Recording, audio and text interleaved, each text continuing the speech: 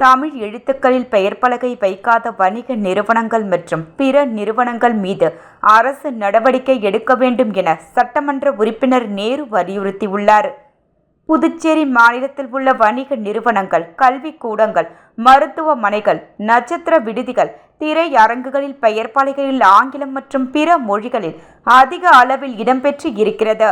இதை தடுத்து நிறுத்துவதுடன் தமிழுக்கு முக்கியத்துவம் அளிக்க வேண்டும். அதன்படி வணிக நிறுவனங்கள் மற்றும் அனைத்து நிறுவனங்களில் உள்ள பெயர் பலகைகளில் முதல் வரிசையில் தமிழ் எழுத்துக்கள் இடம்பெற வேண்டும். அடுத்த வரிசைகளில்தான் பிற மொழி எழுத்துக்கள் இடம்பெற வேண்டும் என்று நான் கடந்த சட்டமன்ற கூட்டத்தொடரில் கேள்வி எழுப்பி இருந்தேன். அதன் எதிரொலியாக எனக்கு பதிலளித்த மாண்புமிகு முதலமைச்சர் அவர்கள், புதுச்சேரி, காரைக்காலில் அனைத்து நிறுவனங்களிலும் உள்ள பெயர் பலகைகளில் முதல் வரிசையில் தமிழ் கட்டாயம் இடம்பெற வேண்டுமென்று அறிவித்து உத்தரவிட்டார்.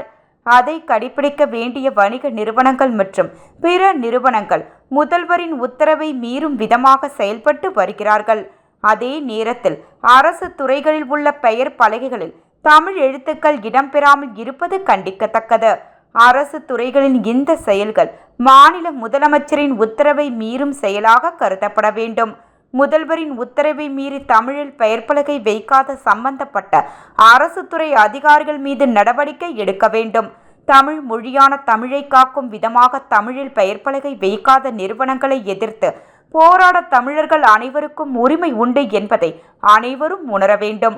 முதலமைச்சர் துறையின் கீழ்வரும் அரசின் பொதுத்துறை நிறுவனமான அமுதசுரபி நிர்வாகமானது தமிழில் பெயர் பலகை வைக்க வேண்டும் என்ற முதலமைச்சரின் உத்தரவை காற்றில் பறக்க செய்து கோரிமேடு ஜிப்மர் மருத்துவமனை எதிரில் உள்ள மருந்தகத்திற்கு ஆங்கில எழுத்துக்களில் பெயர் பலகை வைத்திருந்ததை கண்டித்து கடந்த 31/8/2025 அன்று தமிழ் உரிமை இயக்கத்தின் நிர்வாகிகள் போராட்டம் நடத்தி ஆங்கில எழுத்தில் வைக்கப்பட்டிருந்த பெயர் பலகையை அகற்றும் விதமாக செயல்பட்டதாக தெரிகிறது. அதற்கு அமுதசுரபி நிறுவனத்தின் அதிகாரி கொடுத்த புகாரின் பேரில் தமிழ் உரிமை இயக்கத்தின் நிர்வாகிகள் மீது வழக்கு பதியப்பட்டதாக தெரிகிறது. இது கண்டிக்கத்தக்கது. அவர்கள் மேல் பதியப்பட்ட வழக்கை வாபஸ் பெற வேண்டும்.